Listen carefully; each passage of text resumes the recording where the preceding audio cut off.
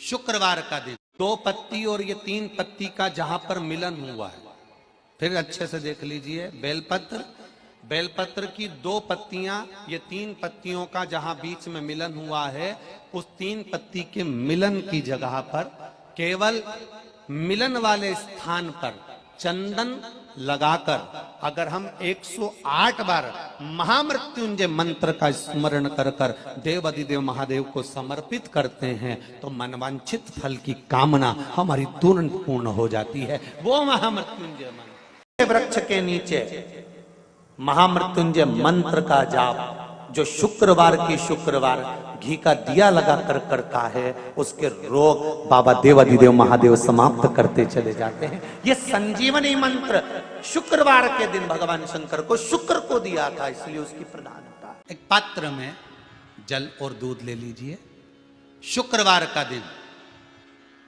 तो कहोगे गुरुजी ये कथा कहां से निकाल के लाए हो? तो विष्णु पुराण में से आप उसको स्मरण कर सकते हो। काय में से? विष्णु पुराण में से।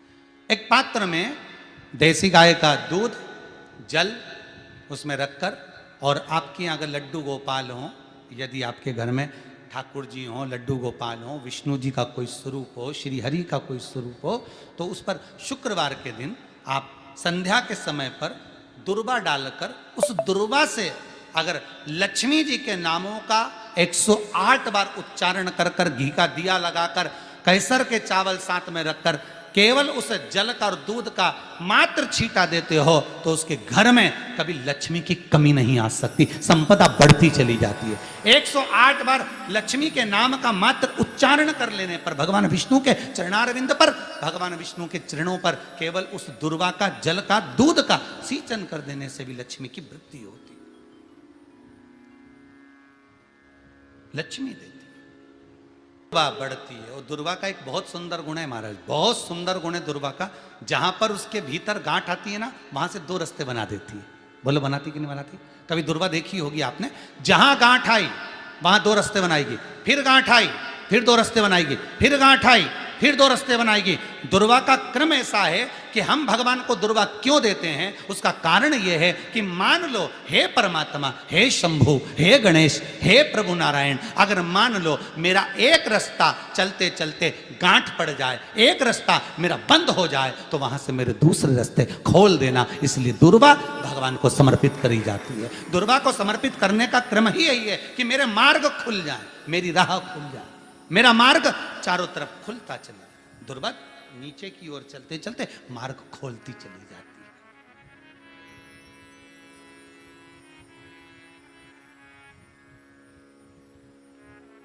अमृत है ये, इसलिए नष्ट नहीं होती। तोड़ के रख लेना, प्रैक्टिकल करके जरूर देखना, सीवर वाला महाराज कहीं झूठ तो नहीं बोल रही है। तोड़ कर रखो दुर्वा को, बोरी में भर कर रखो। 4 साल 6 महीने 8 महीने बाद सूख जाए, बेकार हो जाए, उसके बाद भी उसको खेत में, बगीचे में कहीं ले जाकर पटक देना, 8-15 दिन पानी देना, देखो फिर वापस वही हरी की हरी होना, वही कहीं ना कहीं से स्फुटित होते फिर आगे बढ़ना चालू कर देगी। उसका तत्व है अमृत,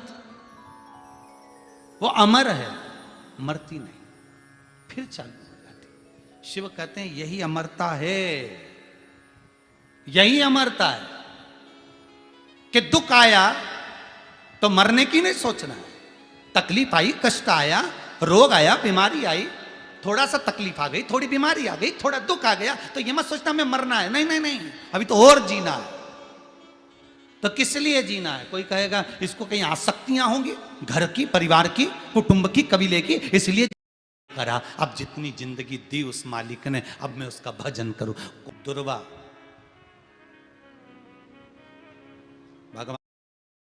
भगवान विष्णु को चढ़े, दुर्वा गणेश जी को चढ़े, दुर्वा शिव जी को चढ़े, दुर्वा ब्रह्मा को चढ़े, दुर्वा इंद्र को चढ़े, दुर्वा पितरों को चढ़े। कितना सुंदर कहा है। जिसके घर में पितृदोष प्रबल होता है, बहुत प्रबल पितृदोष है, तो उसके घर के जहां पानी का मटका रखा था, पितृदोष मालूम है ना? पितृदोष का लक्षण क्या होता है? 1 रुपए कमाओ, 1.25 रुपए खर्च हो, समझ लेना पितृदोष है। रात्रि को सो गए तुम, बड़े चक नींद आ गई तुमको, बहुत प्रेम से सो गए, सोने के 1.5 घंटे या 2 घंटे बाद तुम्हारी नींद खुल जाए और कम से कम आधे घंटे तक तुमको भूख लग रही हो, समझ लेना पितृदोष है। सोकर उठने के बाद में जैसे ही 1-2 घंटे की नींद हो गई और अचानक नींद खुल गई और तुम्हें भूख लग रही है, भूख लग रही है, प्यास लग रही है बहुत तेज, अभी सोए हो 1.5 घंटा ही हुआ, 2 घंटा ही हुआ, भूख लगने लगी, बहुत तेज भूख लग रही है, समझ लेना पितृदोष है। पितृ भूखे हैं, भोजन की याचना कर रहे हैं।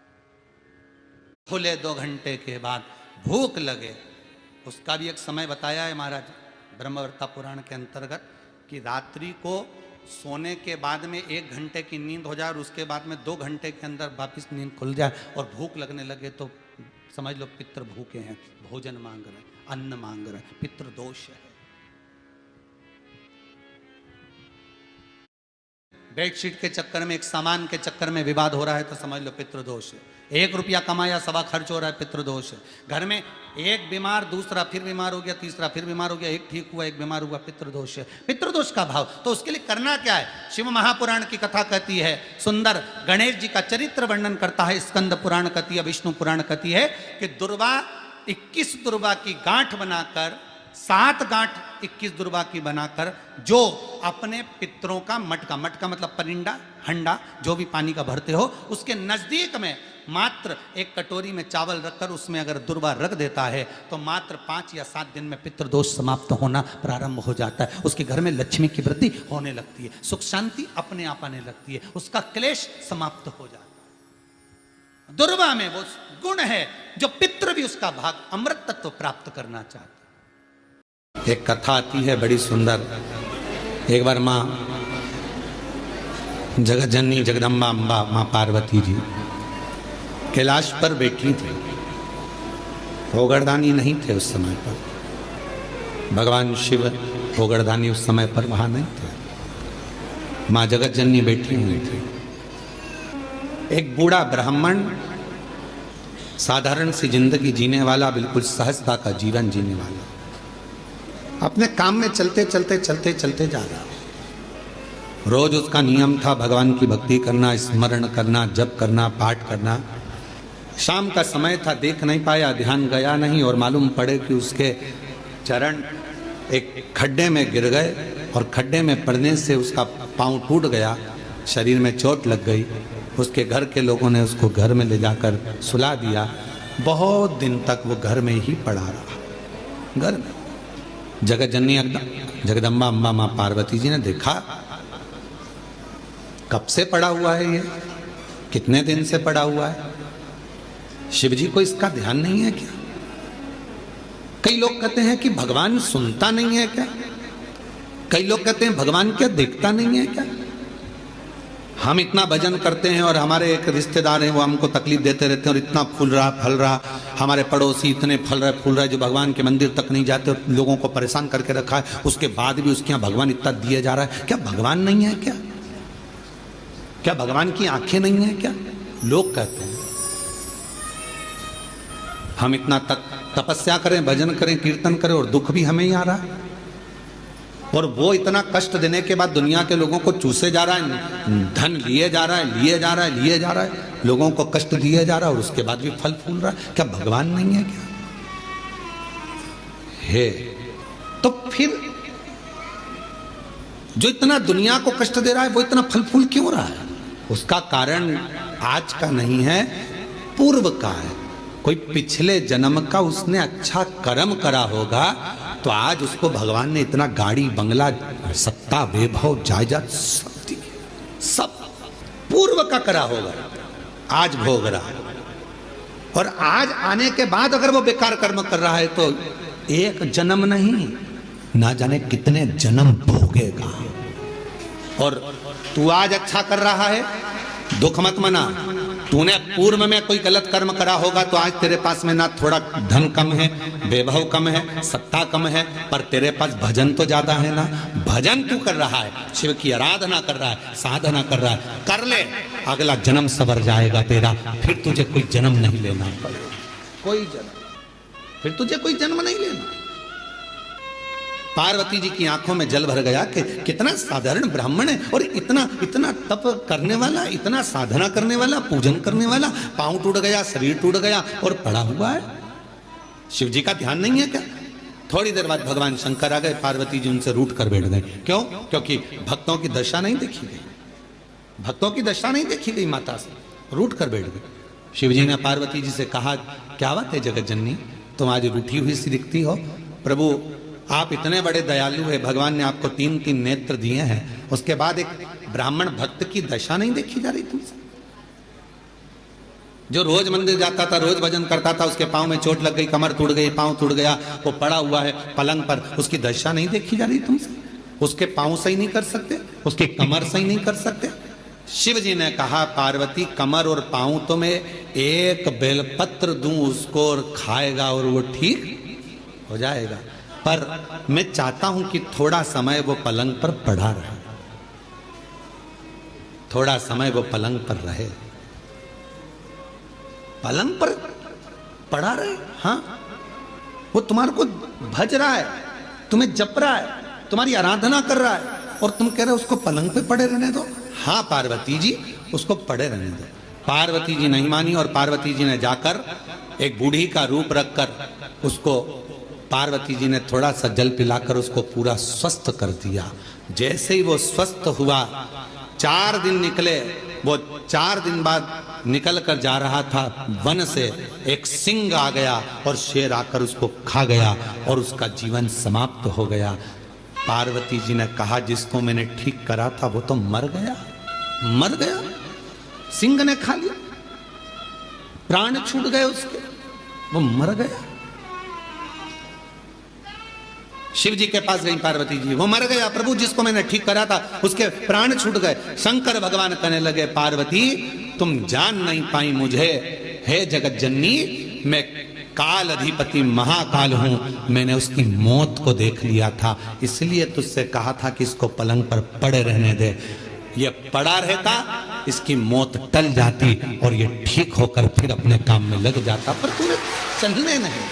आप में से कई लोग हैं ऐसे जो भगवान को दोष देते हैं, कई लोग कथा श्रवण करने वाले भी ऐसे हैं जो परमात्मा को दोष देते हैं। हम इतना पूजन पाठ करते हैं तो दुखी हैं, हम जल चढ़ा रहे हैं तो दुखी हैं, हम मंदिर जा रहे हैं तो दुखी हैं, वो व्यक्ति इतना फल फूल रहा है, वो ऐसा कर रहा है, हम दुखी हैं। हम ना परमात्मा को धन्यवाद देना कि मैं तेरी निगाह में हूं, धन्यवाद दो।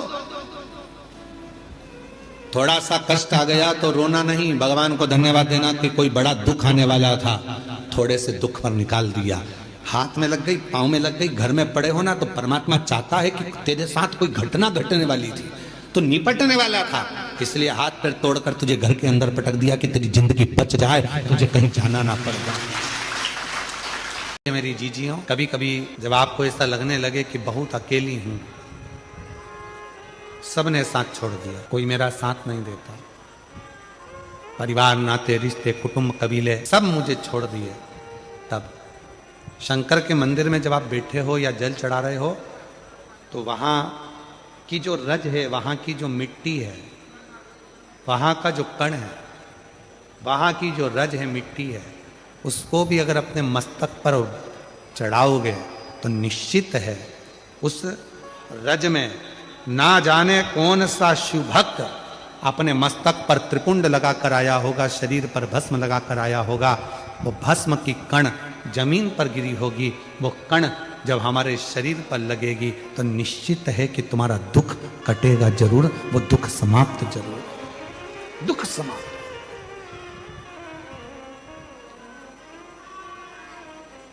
वो भस्म चपटी भभूत में है खजाना, जो तन पर भस्म चढ़ रही है। भगवान हुआ क्या, शिव महापुराण में महत्तम में वर्णन आता है, एक देवराज नामक का ब्राह्मण जो कभी ब्राह्मण कुल में रहने के बाद भी ब्राह्मण कर्म नहीं कर पाया, जिसने कभी ना वेद पढ़ा, ना शास्त्र पढ़ा, ना कोई क्रम करा, ना कोई पाठ पूजन करी, ना कभी शंकर के मंदिर में गया, फिर भी वो देवराज मरा तो उसको लेने के लिए देवाधिदेव महादेव आ गए और नंदी पर बिठाकर लेकर गए। क्यों, किस लिए, क्या कारण था? केवल एक कारण, देवराज नाम के ब्राह्मण की माता शिव के मंदिर में जाती थी, शंकर के मंदिर में झाड़ू लगाती थी, शंकर के मंदिर में पोछा लगाती थी, शंकर के मंदिर में जल चढ़ाती थी, शंकर के मंदिर में जाकर आराधना करती थी। और वो देवराज नाम का ब्राह्मण जो ब्राह्मण कुल में जन्मा था, ब्राह्मण के घर में जन्म लेने के बाद भी ब्राह्मण कर्म नहीं कर पाया, ब्राह्मण कर्म से वंचित रह गया, चोरी करता, घर में अच्छी पत्नी थी, बच्चे थे, कुटुंब था, इसके बाद भी पर स्त्री का गमन करने गया और एक दूसरी स्त्री के कहने पर रानी के गले का हार चुरा कर लेकर आ गया।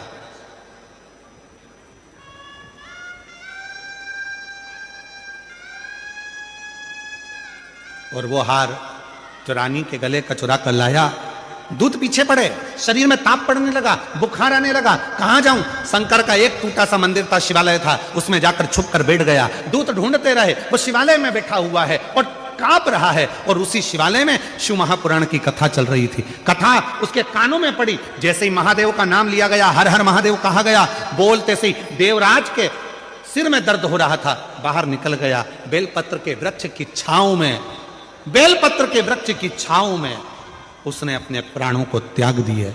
और जैसे ही प्राण त्यागे, मेरे वो घरदानी उसको नंदी पर बिठाकर ले जा रहे हैं। देवराज ने प्रश्न कर दिया कि मेरे जैसा पापी, जिसने ना कभी भजन करा, ना संकीर्तन करा, ना कीर्तन करा, ना मंदिर में जल चढ़ाया, ना कभी मंदिर में दीप जलाया, ना कभी मंदिर में आराधना करी, ना मंदिर में कभी साधना करी, ना मैंने कोई मंत्र पढ़ा, ना वेद पढ़ा, ना शास्त्र पढ़ा, और मेरे जैसे पापी का उद्धार आपने कर दिया, ऐसा मैंने करा क्या? तब भगवान देवाधिदेव महादेव ने डमरू का नाद कर कर कहा, देवराज तूने कुछ नहीं करा, पर तेरी माता मंदिर जाती थी, जल चढ़ाती थी, और जब घर आती थी उसके शरीर में, उसके कपड़ों में, उसके शरीर में मंदिर की मिट्टी, मंदिर की रज, मंदिर का जल उसके शरीर में लग जाता था। और वो जब घर आती थी, वो रज उसके घर में चारों तरफ फैल जाती थी। उस रज के छूने से तेरी बुद्धि सही हो गई और तू चोरी का धन लेकर भी शंकर के मंदिर में चले गया और वहां तेरा उद्धार हो गया। वो रज में इतनी महत्व, वो रज में इतनी महत्व होता है। वो रज कोई साथ, कोई गमी में गया, दुख में गया, हॉस्पिटल गया तो उसके कपड़ों को धो दिया जाता। पर कोई तीर्थ गया, कोई भगवान की अविरल भक्ति करने गया, उसके कपड़ों को धोते नहीं, उसके कपड़ों को तो झड़ाते। पूरे घर के अंदर उसको झटकारा जाता है कि इसके शरीर में जो कण लगा है, इसके शरीर में जो तीर्थ की रज लगी है, वो रज हमारे जीव को, हमको प्राप्त हो। भीड़ में दो चीजें मिलती है, वो आपको भी मालूम है। भीड़ में दो चीजें मिलती है, भीड़ में दो चीजें प्राप्त होती है। कौन कौन सी चीज मिलती है भीड़ में? एक मिलता है धक्का और दूसरा मिलता है धोखा। बोलो बोलो, सही है कि गलत है? भीड़ में, छोटू भाई, भीड़ में दो चीजें मिलती है, एक मिलता है धक्का और दूसरा मिलता है धोखा। निगाह हटी और दुर्घटना घटी। अभी थोड़ी देर के लिए पल्लू नीचे आया था और भीड़ में धक्का लगा और धोखा। छोटू भाई, मिश्रा जी कहाँ बैठा? हाँ मिश्रा जी, ध्यान देना जरा, बहुत अच्छी बात है, कथा के तत्व पर ध्यान दीजिएगा। भीड़ में दो चीजें मिलती है, एक मिलता है धक्का और दूसरा मिलता है धोखा। पर याद रखना, दुनिया की भीड़ में धक्का भी मिलेगा और धोखा भी मिलेगा, पर जब धर्म की भीड़ होती है तो उसमें धक्का मिल सकता है पर धोखा कभी नहीं मिल सकता। उसमें शिव तत्व प्रदान जरूर करता, प्रदान कर। कई माताएं कहती है, गुरुजी हमारे देखो इतनी भीड़ थी, हमारी गले की चेन चली गई। अच्छा ईमानदारी से बोलो, जो नौकरी करने वाले हैं उनका प्रमोशन हो गया, तुम कथा सुनते सुनते पीछे से आगे आके बैठ गए, तुम्हारा प्रमोशन हो गया, पर चोट्टे का आज तक प्रमोशन नहीं हुआ। वो चोट्टा की चोट्टा ही रिया, उसका प्रमोशन नहीं हुआ। जिसकी चेन गई उसकी 2 तोले की ज्यादा बन गई, भगवान ने बनवा दी। मेहनत करी उसने कि अब गई, क्या करूं, रिपोर्ट भी करी मैंने, ये भी करा मैंने, वो भी करा, पर उसकी चेन भगवान ने कहीं ना कहीं मेहनत करके 2 तोले की ज्यादा बनवा दी, कृपा कर दी। पर जो चोट्टा था, चोट्टाई करते करते उसकी पूरी जिंदगी निकल गई, फिर भी वो चोट्टा की चोट्टा ही रिया, उसका प्रमोशन नहीं हो पाया, वो चोट्टा की चोट्टा ही। क्यों?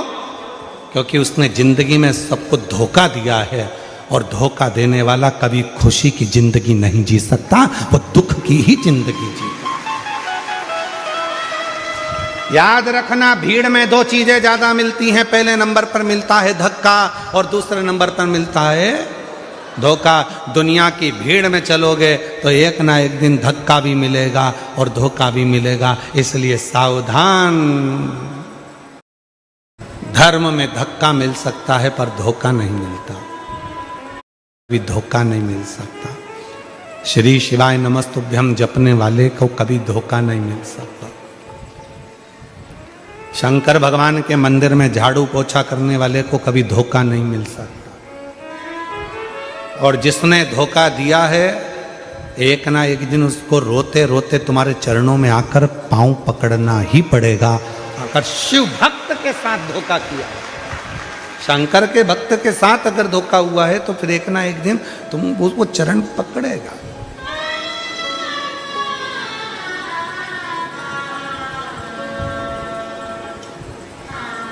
जिंदगी जीते हैं। अब हमने देखा है यहाँ गरबा करने वाली मेरी बहनों को, मेरी बेटियों को, मेरे बेटाओं को, मेरी जीजियों को, मेरे जीजाओं को भी हमने देखा। वो गरबा पास वाला कैसा कर रहा है उनको मतलब नहीं, वो तो अपना वो अपनी मस्ती में जीते हैं। और दुनिया में बहुत लोचे होते हैं और सूरत वाले तो लोचा ही खा जाते हैं। यहाँ एक खाने का आइटम भी है, क्या बोलते हैं, लोचा है। और दुनिया में लोचा शब्द दूसरा है, लड़ाई झगड़ा करना। अच्छे लोचे में फंसाया।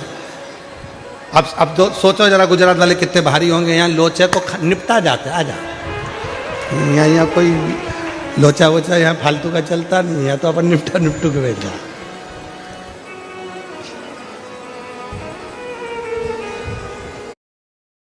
इसलिए महाराज शिव कथा कह रही है, भगवान शंकर का चरित्र कह रहा है। शिव की भक्ति, भजन, स्मरण आप जैसा करेंगे, वैसा वैसा भगवान आपके पास दौड़कर आने के लिए तैयार बैठा। बात आपसे पूछें कि पांडव और कौरव दोनों में विवाद किस चीज के लिए हुआ? कोई गाड़ी के लिए विवाद हुआ क्या? घोड़ों के लिए विवाद हुआ क्या? सोना चांदी के लिए विवाद हुआ क्या? कौरव और पांडवों में विवाद हुआ तो केवल जमीन के लिए विवाद हुआ, केवल जमीन के लिए।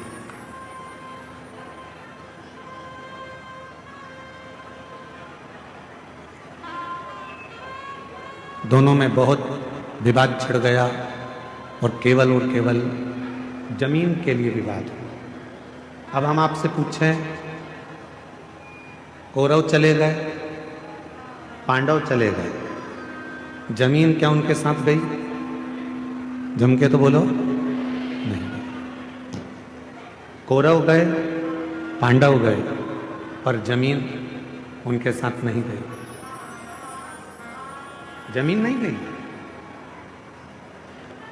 जमीन वहीं की वहीं पड़ी हुई है। जमीन वहीं की वहीं है, जमीन कहीं नहीं गई, जमीन वहीं की वहीं रह गई।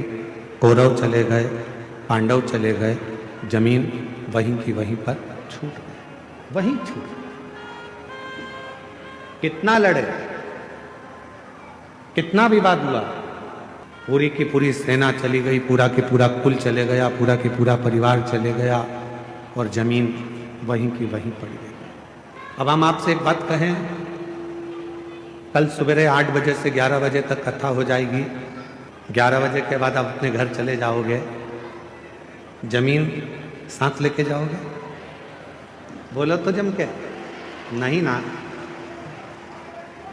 तो जहां जगह मिले, जैसी जगह मिले, जितनी देर बाबा का ये कथा मिल रहा है, 2 मिनट, 5 मिनट, आधा घंटा, 15 मिनट, 20 मिनट, 25 मिनट, जो मिल जाए, बाबा की उस कथा को दिल से सुनो।